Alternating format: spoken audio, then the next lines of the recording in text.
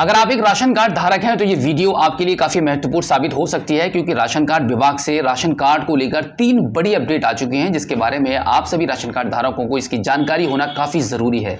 सबसे पहले हम बात करते हैं ई-केवाईसी के रिलेटेड।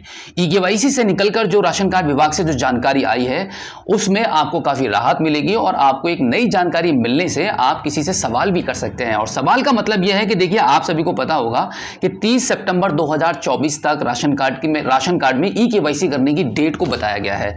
और साथ ही साथ में यह भी अपडेट निकलकर आ रही है कि इस डेट को अब आगे नहीं बढ़ाया जाएगा। तो आपको 30 सितंबर 2024 से पहले आपके राशन कार्ड में आपको सभी सदस्यों की ई-केवाईसी को कंप्लीट कराना होगा। जब ई-केवाईसी की बात आती है तो उन लोगों को सबसे ज्यादा प्रॉब्लम होने लगती है जो अपने घर से बाहर रहते हैं किसी भी काम काज के पर्पज से। और गवर्नमेंट की तरफ से यह निर्देश जारी कर दिए गए थे बहुत पहले ही कि आप अगर घर से बाहर हैं, जहां पर आपका राशन कार्ड इशू किया गया है, वहां अगर नहीं है तो यह जरूरी नहीं है कि आपको आपके राशन डीलर के पास जाकर ही आपको आपकी ई-केवाईसी कंप्लीट करानी पड़ेगी। बट इस नियम को, इस निर्देश को कोई भी राशन डीलर फॉलो नहीं कर रहा है।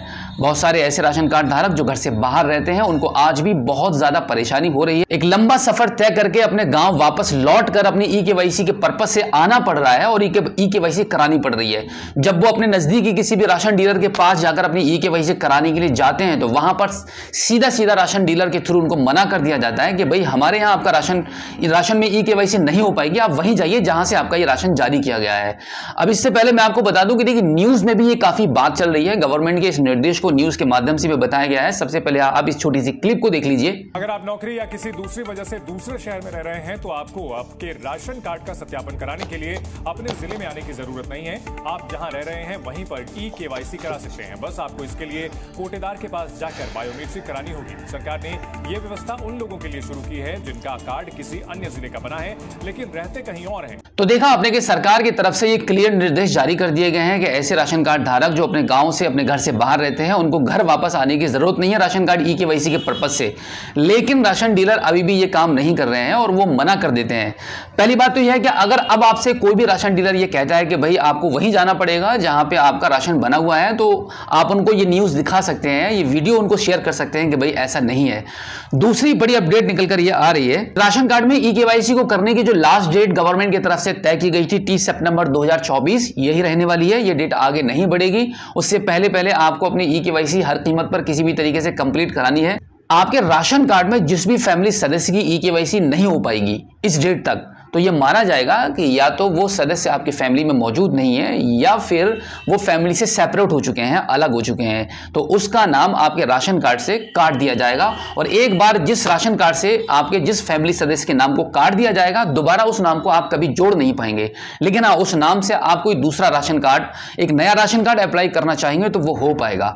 अब हम आगे बढ़ते हैं अपनी तीसरी बड़ी अपडेट की तरफ, और वो ये है कि सरकार ने एक नया नियम लागू कर दिया है जो कि सभी राशन कार्ड धारकों को उस नियम से काफी फायदा पहुंचने वाला है और काफी राहत आपको मिलने वाली है। आपके फैमिली में, आपके राशन कार्ड में जितने भी फैमिली मेंबर हैं, उनमें से कुछ लोग ऐसे होते हैं, हर किसी की फैमिली में होते हैं कि भाई 2 या 3 लोग ऐसे हैं जिनकी एज बहुत ज्यादा है, जिसकी वजह से उन लोगों की फिंगर नहीं आ पाती है। यानी कि आप जब राशन लेने जाते हैं तो अब मुखिया की फिंगर नहीं आ रही है या किसी भी पर्सन की, ऐसे जिसको ही राशन लेने जाना पड़ता है, उसकी अगर फिंगर नहीं आ रही है तो अब आपको बिना फिंगर लगाए भी राशन मिलेगा।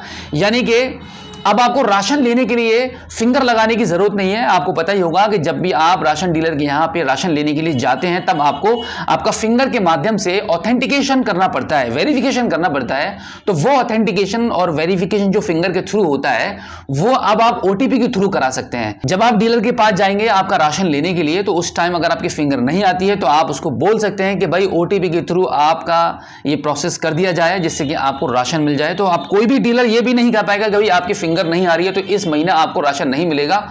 आपके आधार कार्ड में जो मोबाइल नंबर रजिस्टर है उस पर एक ओटीपी जाएगा और आधार कार्ड यूआईडीआई के थ्रू आपका वेरिफिकेशन कंप्लीट होगा। ये प्रोसेस बिल्कुल वैसा ही होगा जैसे कि आप फिंगर लगा कर करते हैं, बस फिंगर की जगह पर आपका ओटीपी का यूज होगा और उसके बाद आपको राशन मिलता रहेगा। तो जितने भी ऐसे फैमिली सदस्य हैं या जितने भी ऐसे राशन कार्ड धारक हैं जिनको फिंगर लगाने में हर महीना प्रॉब्लम आती है और बहुत मुश्किल से आपका फिंगर कैप्चर होता है राशन डीलर की मशीन पर, तो अब उसी मशीन पर अब आपका ओटीपी शेयर किया जाएगा जाएगा, OTP एंटर करके आपको राशन मिलता रहेगा।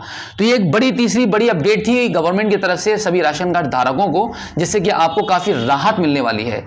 तो उम्मीद करता हूं कि आज की इस वीडियो में जो जानकारी मैंने आपको दी है, आई होप आपको काफी अच्छी लगी होगी। हमारी इस वीडियो को उन तमाम राशन कार्ड धारकों के साथ भी आप शेयर कर दीजिए जिनको ये नॉलेज नहीं है कि भाई अब आप OTP के माध्यम से भी आप राशन ले सकते हैं। आपके एक शेयर करने से किसी का भला हो सकता है।